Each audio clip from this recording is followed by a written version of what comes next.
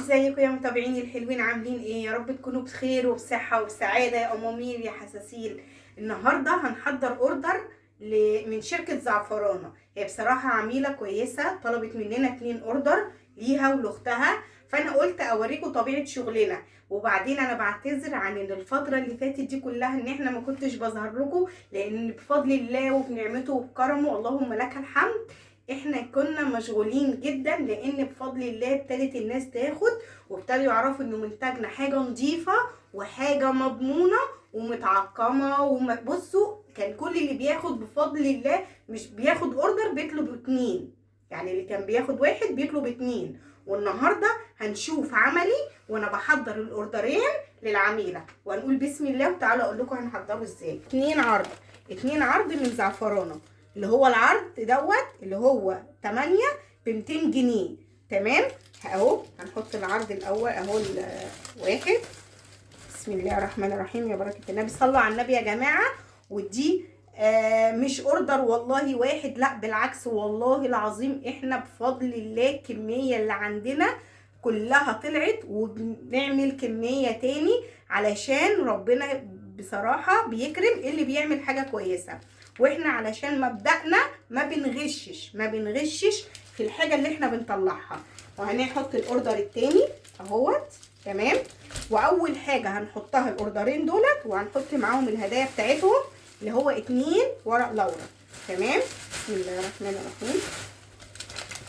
هننيمهم كده عشان بقيه الاوردرات، لان هي واختها فطالبه من كل حاجه 2. تمام. بسم الله.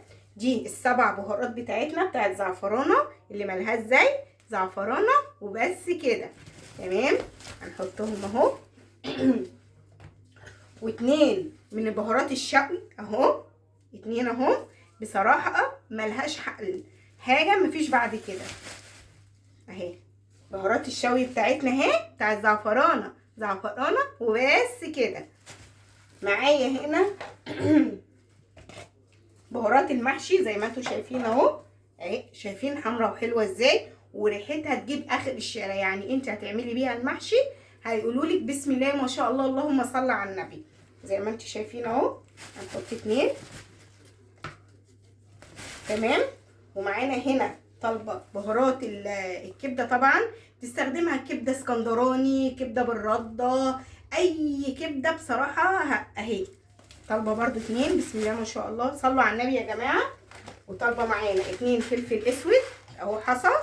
طبعا دي العروض اللي احنا نزلناها، العروض بتاعت زعفرانه وبس كده.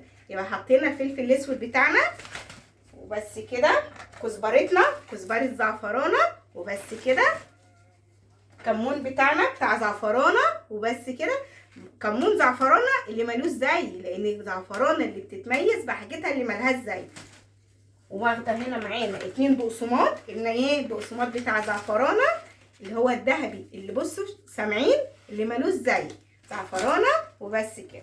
وده كان الاوردر بتاعنا. تمام. طلبت برضو معانا الروزميري دوت. احنا هنتكلم عنه. لفت انتباه الناس ليه. هي بصراحه يعني هي من العملاء اللي هم عارفين قيمه التوابل وقيمه ان الاعشاب هي اللي حاليا في الوقت اللي احنا فيه مفيده لينا وللاطفال. ده كان الاوردر بتاعنا اللي احنا حضرناه النهارده من شركه زعفرانه. هنبعته بقى عشان يتغلف، لان هم بيحرصوا جدا على حته التغليف والتعقيم، لان هم دايما بيحرصوا على سلامتك وسلامه بيتك. زعفرانه وبس كده.